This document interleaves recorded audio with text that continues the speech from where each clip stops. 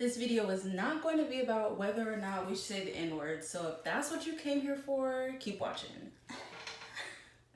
Welcome black, welcome black, welcome black, welcome black. Hello everyone, welcome black to my channel. If you're new here to my channel, welcome. And if you're not new, how you doing, baby? I hope you're having a good time, as best as time we can with this Delta variant, with everything like that. I hope everyone is staying safe as they can, doing whatever they need to do to be safe, feel safe. I'm here today to talk about this N-word. Let's talk about it. I feel like I have to have at least one video on my channel where I really talk about like how I feel, what's up with the N-word, how we're feeling about this, as a nation, as black people, whatever. So sit back and relax your mind. Okay, see what I did there? But sit back, relax. Here we go. I'm gonna talk about like some historical context with the word, why some people have a problem with it, and some takeaways that you can take away, anyone can take away. Don't forget to like this video if you find it interesting, share it with folks, subscribe, do whatever you want to do. But without further ado, let's get to it.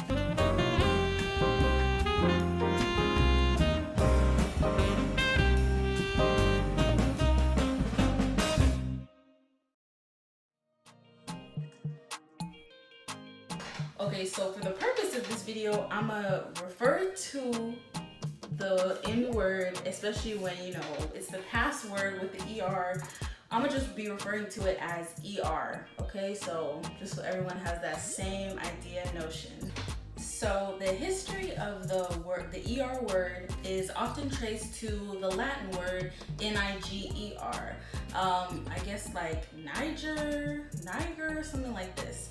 Now the noun of this word is negro. So that's often what we'll hear when we hear like negro. That word in Spanish and Portuguese has come to mean black. So that's kind of where, like, the actual color black. So that's where, this word kind of originated from. It originated from this Spanish Latin, word. And of course, this negro, which also was adapted in the English language, negro, to mean a black person. And it also has roots in, I believe, like French. The word Niger in French apparently began to be negre, and then like negress would be like a black woman. And essentially these roots of words just became very like cemented in like every language, but also like ways that we think about the English language. So it's really important to get to like the root of a word. So knowing it kind of had its roots in the Spanish language, had some interpretations in French, and then essentially got cemented in the English language for, a long time. And of course it's changed, the way people say it, and the meanings of the different words mean different things in English now. Now, interestingly enough, the ER word actually was the mispronunciation of the Latin phonic word negro. So the white slave owners, the white, Southerners didn't know how to like say negro. So they said the ER word as like their way to say it, which wasn't really the way to say it, but their like way to say it, even though they don't speak Spanish, and just kind of putting it together. So interestingly enough, that's how the Niger word became a thing. It was just a mispronunciation of the word negro, which is black in Spanish. Now, for this historical context, it's important to note that, a lot of people are like, well, this word was used by slave owners to like beat us, they'd say it as like, things like that, call us this on the plantation, or call black folks this, call slaves this word on the plantation. And that is absolutely true. I'm not gonna spend too much of this historical context talking about that aspect of the word, just because I think there's like another aspect when it comes to looking at after slavery and Reconstruction that I think is also really interesting when we're thinking about the ER word. But just wanted to definitely say that that is absolutely a fact. Fugitives, slaves, were other words that were used to describe, slaves, runaway slaves, black people. But, this ER word was definitely used to break us down, used by everyone. And yeah, just so want to make that clear. Now, to me, what's well, I'm not gonna say far more interesting because it's all very interesting, but it's all very like sickening. But this word was actually cemented in America's history because of popular songs, commercial goods, lullabies, which are songs, but things like this, things that were like manufactured and like given out to people. So I'm going to talk about that aspect and another reason why this word is so racially charged. And before I really get into this, I just want it to be absolutely clear that, there are a lot of racial slurs for a lot of different kinds of people. So there are racial slurs for, Latinx folks, Jewish folks, a lot of different, minorities. I'm not even gonna say minorities, but just, people of color, even though I did a video on that term.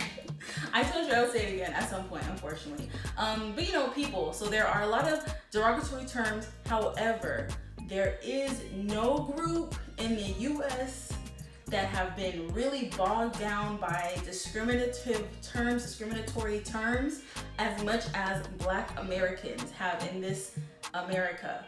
So I want to say that, like, yes, every group has had, words said about them, but there's no group, no whatsoever, no group in this US that has had so many words said to us, used against Black people like Black Americans. So I think that's important to mention because I feel like a lot of people are like, you're so sensitive, y'all are so sensitive, blah, blah, blah. But it's like, we've had it the worst when it comes to derogatory terms, okay? And just so that we're all super much informed, I'm not gonna say them, but I will put them on the screen here. I will put some of these words right here so we can just see them, know that they existed, know that these words should never be said, but words that were Black people were regularly called very well into the 60s, 70s, into today really, probably, behind some closed doors, okay?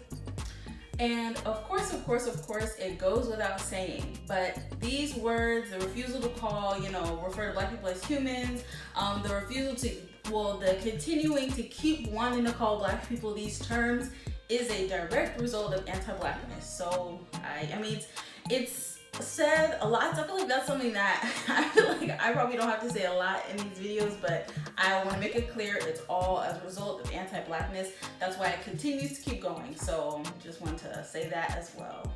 So this term and a lot of these terms were forms of exclusion for African American folks within the US. The negative portrayals of Black people were both reflected in and shaped by everyday material objects, such as toys, postcards, ashtrays, detergent boxes, fishing lures, and children's books, just to name a few. And these images and these words that were used in these ways on these, various platforms that I just listed, usually the Black folks were, represented, or Black people were represented, to have like these big red lips, like this black skin, these big bulging eyes and things like this. And if you want more information on like just how this went about, they're called like, some of them are called like minstrel shows, where people would actually like put on blackface and like dance around and things like that. I have a great video. I talk about it on my video when I talk about why it's so funny to mock Black women, which it's a very good video. So I definitely recommend you check it out if you want more information like about that. But that's just some of the caricatures that would be represented in these songs and books and things like that. And now I'm going to just list off some examples. So one example is in 1874, the McClellan brothers of New York produced a puzzle game called Chopped Up, and then the N-word with the ER. Another example, in 1878, a Milwaukee company produced it started the tobacco company, and it was N-word hair, smoking tobacco. And the name of this tobacco company actually has like changed over time, but that was like the first name of it. The J. Milhoff Company in England produced a series of cards in about the 1930s that produced a series of cards that were sold to the US. And one of the cards had a picture of like 10 black dogs or 10 dogs or something like that. And it was labeled like 10 little ER boys went to dine. As well as the Howley Haviland Company produced sheet music for some pretty, now we would say terrible songs that all have to do with, you know, the ER word. One of them, I forgot the name of it. I'll put it like right here. But then this song right here actually was turned into a children's lullaby. So, you know, that's how deep it really went, you know, in terms of not only like everyone having this mindset, but like raising generations to continue to sing these songs and have these lullabies and have these mindsets. And even going beyond songs and playing cards and things like this, some states would add, some small towns in states, of course, would use these words, for example, to like refer to places within the state or small town. For example, there was a place in Virginia known as, you know, ER Run Fork, Virginia. As well as the N-word, ER word, being a word used to refer to dark animals, mainly cats, dogs, and horses. Again, I want to emphasize that all of these, you know, things and memorabilias and just all the obsession with using this word for, you know, many different things is something that was apparent in like from like the 1800s to like the 1960s. So this went on for a really long time.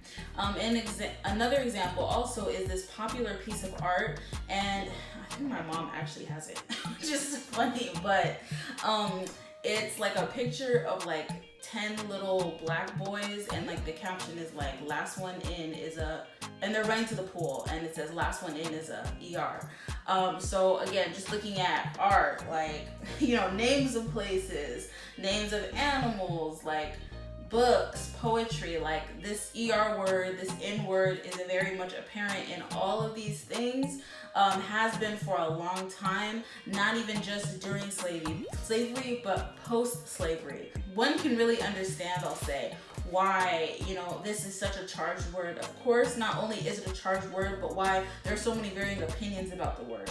And now we're kind of going to get into African Americans' use of the word, not even just till right now, but even back, you know, in the 60s and 70s. Famous poet Amiri Baraka uses the N-word in one of his most famous but really angry poems, I Don't Love You. As well as another popular poet, Ted Jones, uses the word and it kind of explained like anger about the word, but he also uses the word in a poem of his called The Nice Colored Man.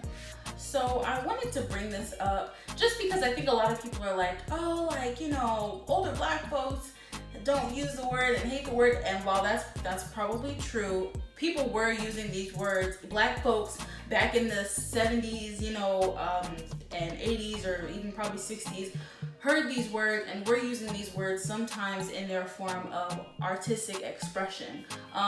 Maybe they were using it to be like, this is what y'all call us and I hate it. Maybe, you know, reclaiming the word, maybe not. But I just wanted to document that Black folks in the past have also used this word when, you know, talking about varying things. I'm gonna read two quotes. One is by a writer, recording artist, and professor, Devra Major, and she said something which I think is like good to include. It's hard for me to say what someone can or can't say because I work with language all the time and I don't want to be limited. So I think this is an interesting quote. I like it because I think for at least for myself, I kind of agree that, you know, it's hard to tell people what they can and can't say. Now, of course, I can tell, you know, non-black people not to say the word. I'm gonna do that forever. But, you know, within the community, it's hard for me to be like, don't say it or say it, you know, because I'm like, it's language at this point. And poet and professor Opal Palmer Aziza also said the use of the word N-word or, you know, ER or A is the same as young people's obsession with swearing. A lot of their use of such language is an internalization of negativity about themselves. Now, I will say, I of course don't know like the actual context of these statements. I don't know if it was said with like, you know, a lecture, things like that, but I think that's also a really good take that I think some folks may feel if people are saying the N-word, like maybe it's an internalization of like hatred or, you know, strong feelings that Black folks have about, you know, the word being said in the past and then being able to reclaim it. But I think these are just two really interesting perspectives and like quotes when it comes to the word by like actual scholars that I think it's just really good to include. And of course I bring that up because now we're going to get into the problem, or just, you know, some points of contention that people today have about the word and its use, and things like that. Now, the fact of the matter is, and I think something that, you know, is a point of contention that I see, is that some people have embraced the term and changed it, so now it's no longer a N-I-G-G-E-R, it's N-I-G-G-A. And I think for some folks, maybe because it's an A and not an E-R, that it's better, it's not as harsh. You know, even if you were to say the words, they do give off very different, like, you know, things. If someone calls you one versus the ER versus the A, you know, that'll definitely cause different reactions.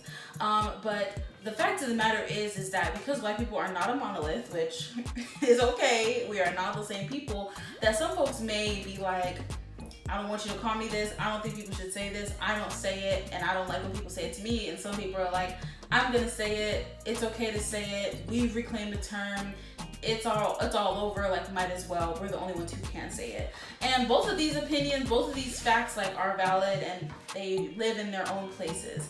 But I think a problem is just that there's a lot of gray area with this a little bit, even though it seems very black and white, and it is, I mean, well, gray is black and white, right? But I think it's just like some people feeling like, well, if you white, can you say it and I can't? And like, it's in rap music, so like, what am I supposed to do? Just skip the word?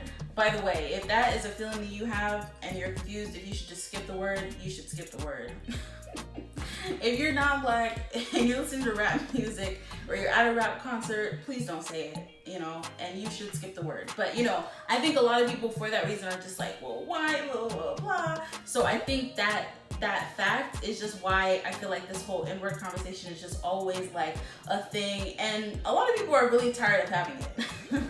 Also, I think another problem is that there's different connotations of the word. I remember I think I was watching a Grapevine video, and like I was pointed out about this, and I was like, this is kind of true. Some people really associate the word with like good things, and some people associate the word with like bad things, even when it is within the community.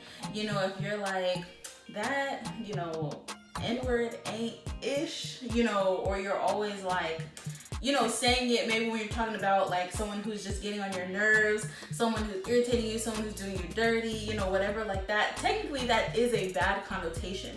So it's kind of like saying it about, you know, people within the community in a bad way, or in a funny way, or in a negative way, which some folks are like, you know, how is that right? How is that any better? Whereas some people are like, well, you know, it's a good thing when I say it because it means like my brother or my friend, or, you know, someone I trust, someone I like, someone I respect, someone whose style is cool, X, Y, and Z. So that's, I think, another point of contention with the word, because there's like there's people who are like, you know, not all the positive connotations with the word are positive to everyone. So there's different aspects when it comes to that. But also this aspect of, you know, if it's going to be a negative connotation, if the word is going to have a negative connotation, even amongst black people, then like, that's not where we really just took the word and just like made it bad within our own community, if that makes sense. Like, instead of white people calling us that, like, we're calling each other that in a negative way. So that's another argument, or, you know, stance that I've heard, which, you know, I'm like, okay, I hear that too. So I think that's like why this is just such a charged topic, because it's charged even like when there's people who are not black looking in and being like, I have these feelings about the word, which, I'm sorry, are kind of irrelevant. They are irrelevant. Then there's even within the community, you know, folks being like, I have problems with this word. So it's just interesting to, you know, consider. Let me know what your thoughts are down below. What do you think? Do you feel like, you know, it's okay if it's in a positive connotation? If you think it's not okay if it's in a negative connotation, let me know what you think. And lastly, I'm not gonna, this is technically a takeaway, but I'm just gonna, you know, say it right here. If it's anyone's word to reclaim, it's black people's. So I don't think that non-black people should ever tell black people that they should or should not say the word.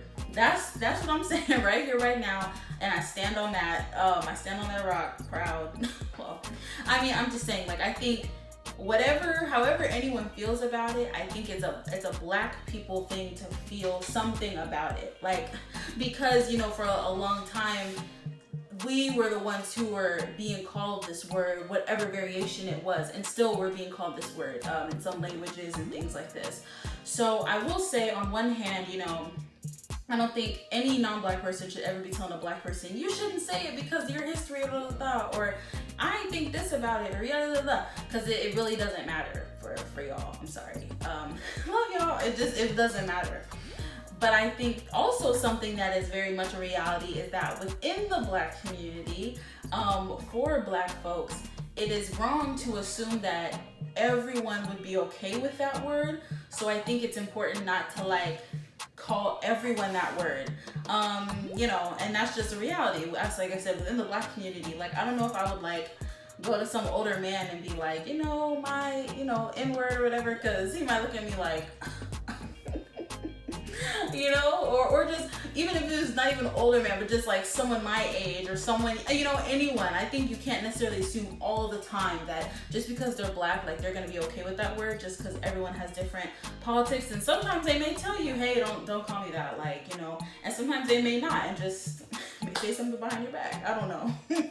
And that's, you know, no shade. If you do that, it's no shade. But, you know, so I just think that's important to just consider. You know, if you're non-black, you don't really have a say in whether black people should use the word or not. But also, if you are black, I say not to assume every black person is okay with that word.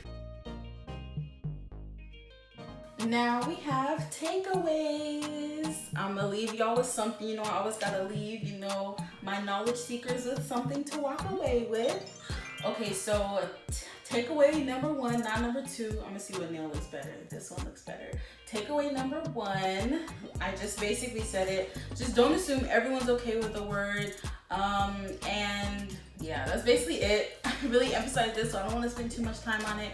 But yeah, just watch what you say around, you know, who you're saying it with. And that goes with a lot of words, I will say. Like, some people aren't okay with like being referred to as like the B word by some women, you know. Some people might not okay with, you know, anything. That's really for any word, but yeah, specifically for this word, just, you know, make sure we're being, you know, considerate of one another as black folks. And takeaway number two, really educate yourself on the word. You know, I think I went over like some stuff in this video. Please share it with folks, but, you know, really do your research on this word, on how it was used in America, used specifically on black people, darker people, X, Y, and Z. I think that is the aspect that is really interesting. And I'm not even saying like do your research to be convinced not to, you know, because I'm like, you might do all the research and still say it, which is absolutely fine. But I do think that in terms of our history, we need to know our history, but we also need to know like the context to where we're growing up in. You know, I feel like I was just listening to a podcast, and like one of the guys was saying that when he was growing up, he had like this uncle, or he had this one friend who was white, and like the friend's uncle was like, oh, like go over there and give me some of those like, you know, N-word toes, and he was referring to like some like snack, and he was just like shook, understandably, and like ran out and things like that. And I think it's important, and things like that are why it's important, because like you might be somewhere and like someone might say it who's like non-black, or they're saying it in like maybe in a casual way or in a non-casual way, and I think it's really important to understand like that's not okay. So I think it's just really important to educate yourself on, you know, the history of the word, you know, why it's so charged, understanding like just the real ways it was used to, you know, continue to keep black Americans like down bad. So do your research. That's my second takeaway, and that's really all I have for you today. Comment down below, let me know what you think. Do you use the word? Are you okay if people use the word with you? You know, how do you feel about it being used in, you know, many different contexts? If you want a video about like, you know, it being used in rap songs and whatever, let me know. Drop it down below. Maybe I'll do a video on it. Who knows? But thank you so much for watching. Please be kind to one another in this world, in this wild world, wild west. Please be kind to one another. Please be safe. Check out your girl Aziza. I post on Sundays, so look out for me on Sundays. I also post on Instagram, so IGTV as well as YouTube. My Instagram is at Aziza with 2 A's at the end. Down below you'll find all the information you need to know for this video. Thank you so much. Black knowledge is black power, and I will see y'all soon.